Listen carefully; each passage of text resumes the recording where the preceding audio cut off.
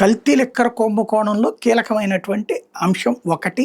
జనార్దన్ రావుతో పాటుగా జనార్దన్ రావుని విచారణకి అనుమతించమని చెప్పి కోర్టులో పిటిషన్ వేశారు. పోలీస్ కస్టడీకి ఇవ్వమని చెప్పి, అంటే ప్రస్తుతం జ్యుడిషియల్ కస్టడీలో ఉన్నారు. అతని తరపున వాదనలు వినిపిస్తారు. అదంతా అయిపోయింది. అతన్ని రేపో మాపో కస్టడీకి ఇస్తారు. వీళ్ళు 10 రోజులు అడిగారు. అది వారం ఇస్తారా, 10 రోజులు ఇస్తారా, ఇచ్చినా నష్టం లేదు, ఇవ్వకపోవడం అనేటటువంటి ఉండదు సాధారణంగా.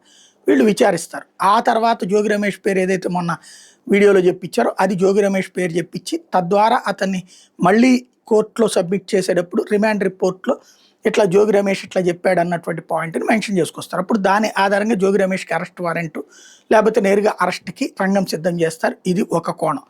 రెండవ కోణం వచ్చేటప్పటికి ఈ లిక్కర్ ఏదైతే కల్తీ లిక్కర్ స్వాధీనం చేసుకున్నారో అక్కడ ఉన్నటువంటి శాంపిల్స్ని వాటిని దీనికి టెస్టులకు పంపించారు ల్యాబ్కి. ల్యాబ్ రిపోర్ట్ వచ్చేసింది.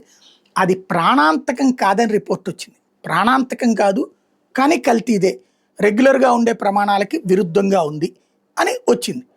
ఈ ప్రాణాంతకం కాదు అన్న పాయింట్ రేపు జనార్దన్ రావుకి benefit. At the same time కల్తీ లిక్కర్ అన్నటువంటిది కేసే. అతని శిక్ష తీవ్రత, అతని కేసు తీవ్రత తగ్గడానికి ఉపయోగపడుతుంది. ఓవరాల్గా జయచంద్రారెడ్డి పేరు పక్కకి వెళ్ళిపోయింది. అది ఏంటి అన్నటువంటిది పక్కకి వెళ్ళిపోయింది. దీంట్లో ఇక స్టేట్మెంట్లు కూడా ఇక నిన్నంతా ఈ గొడవలో ఉన్నారు కాబట్టి తగ్గినవి.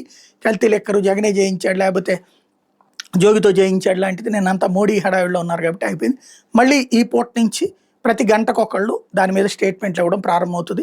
దానికి అనుగుణంగా మీడియాలోని ఇప్పుడు విశ్లేషకులు ముసుగులో ఉండేటటువంటి వాళ్ళు వచ్చేసి ఇదిగో లేదు లింక్ ఉందని ప్రజల్ని నమ్మించే ప్రయత్నం చేస్తారు.